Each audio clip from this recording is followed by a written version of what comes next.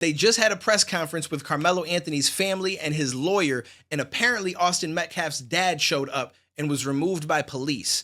Now, there's a lot of stuff people are talking about online, so I just want to show a couple of the clips. We'll kind of break it down and have a little discussion around it. But this was the clip of his dad being removed by police.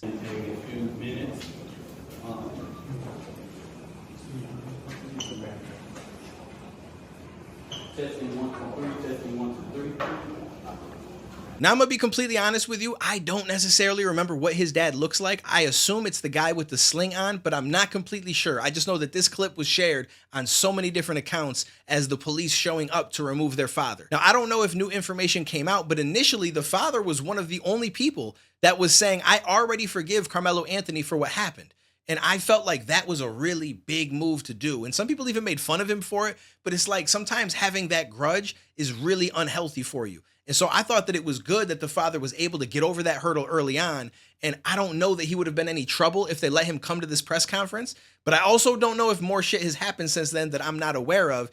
And you also kind of have to be aware of the fact that his son did get killed. So as much as he said he forgives, in that amount of time that has passed since then until now, for all we know, he had some idea to go in there and do some crazy shit. And I'm not saying that he would have, but we've seen that happen before. So I think with that known alone, we should probably not have him at this press conference.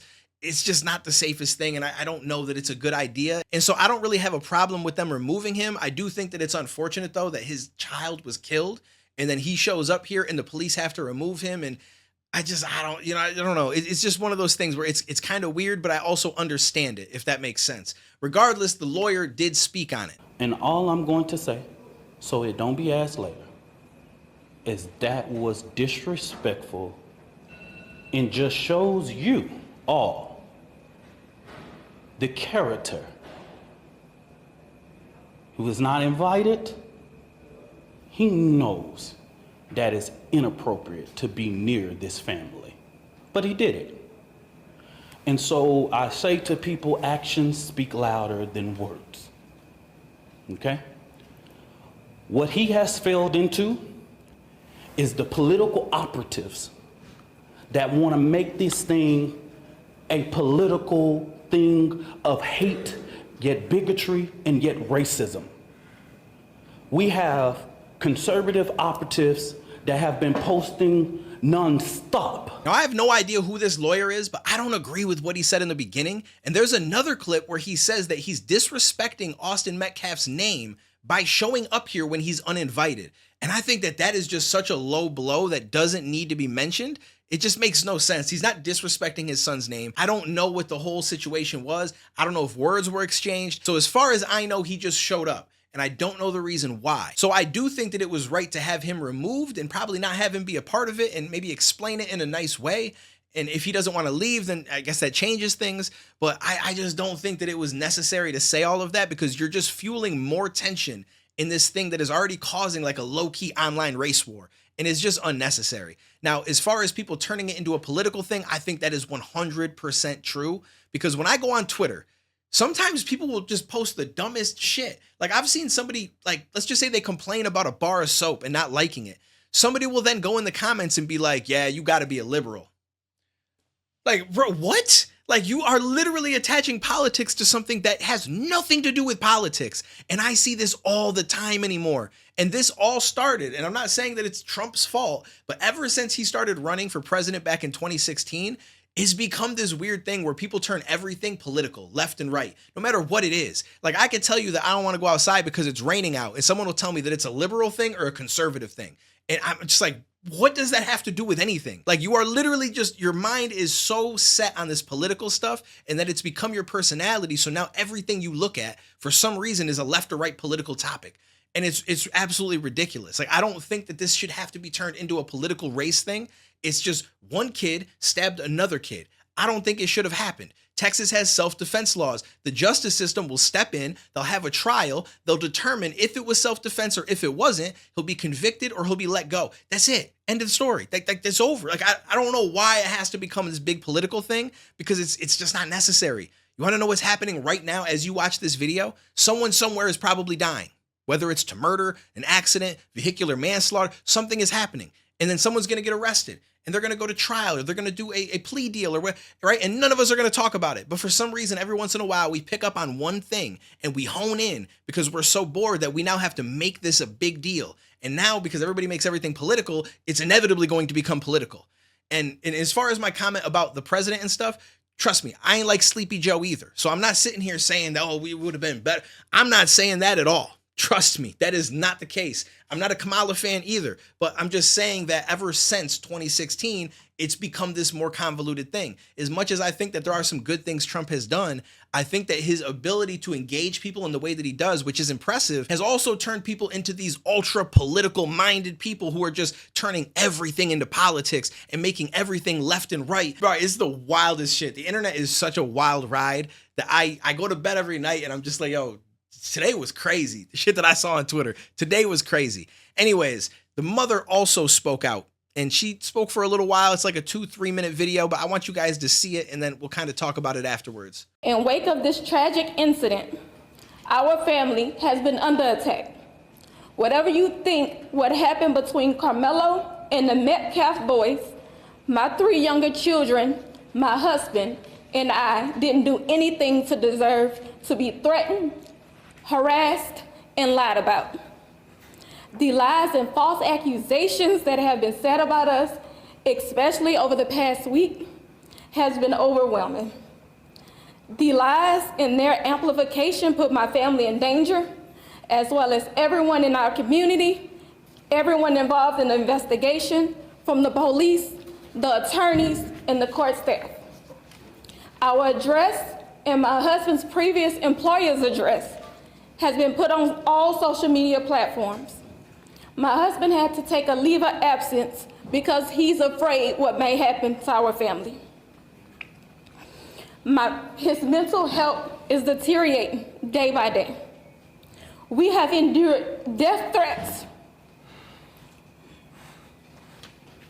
My 13-year-old daughter is afraid to sleep in her own bedroom because she's fearful of what may happen to her.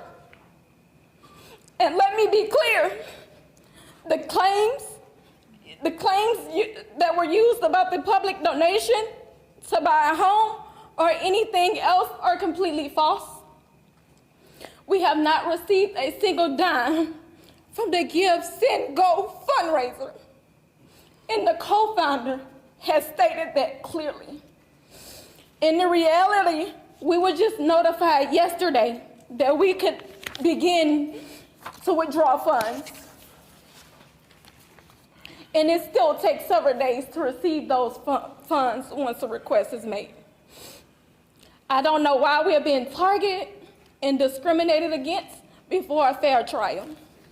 Our son deserves the same rights under the law that everyone is afforded to. He's been raised in a 2-parent home with structure, stability, love, and we put God first in everything that we do. We believe in the Constitution, we believe in the laws of this state, but those laws must apply to all of us, not just some of us. To be clear, we will not speak publicly about specific details of what happened under the tent on that rainy and awful day. There's an active investigation that everyone involved wants to be full and fair.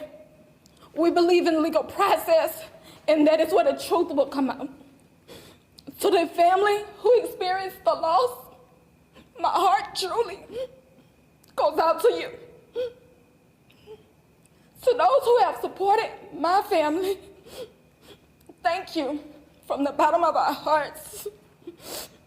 We ask for your continued support, patience, and prayers as we navigate this difficult process. So I'm seeing a lot of people online dragging Karmelo's mother because they're saying that she's trying to victimize herself and her family when it's her son that committed murder and killed Austin Metcalf.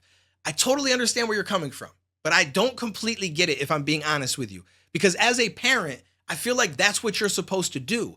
You're supposed to protect your kid. If it's not a cut and dry case, which as much as people want to say that it is, it's not. It's a self-defense case. It's going to trial, and it should be innocent until proven guilty.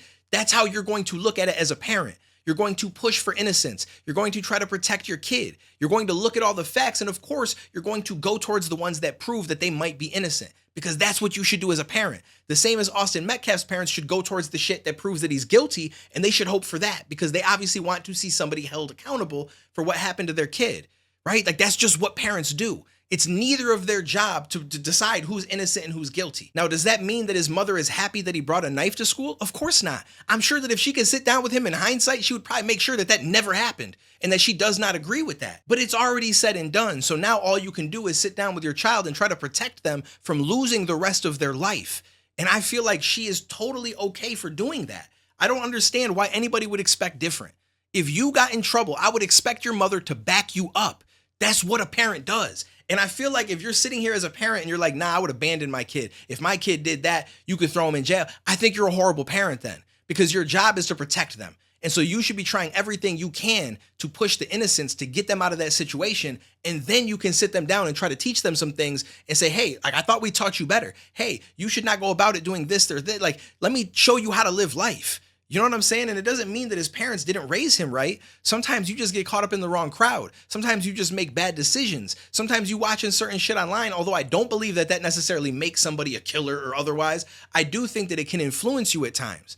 Okay, so it's like there's so much nuance and complexity to life, and everybody wants to just paint it so black and white. And I don't even mean the colors of people, although it's very fitting for this situation. But people just want to paint everything as if it's one or the other, and that's it. Like, there's no in between. There's no gray area.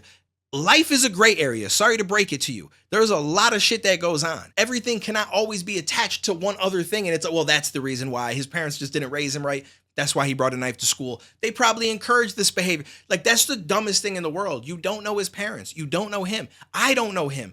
We don't know any of the people in this. We're seeing a couple of things online. We haven't seen a video. None of us know fully what happened, but yet all of us have the strongest opinion as if we know what's going on. And I think that that's the dumbest shit in the world. And again, this is where I find that my videos don't really hit home for a lot of people, because I'm on both sides. I really am. I don't agree with him stabbing the kid at all. I think that it shouldn't have happened, and I don't care about self-defense. I just don't think that it should have happened. I don't think you bring a knife to school, even though Texas may allow it. I don't agree with that. But I'm not Texas law. Like, I can't change that, right? So unfortunately, shit like that is going to happen. But at the same time, I don't like how the other side has turned this into a race war, where they're like, yo, black people, like, what?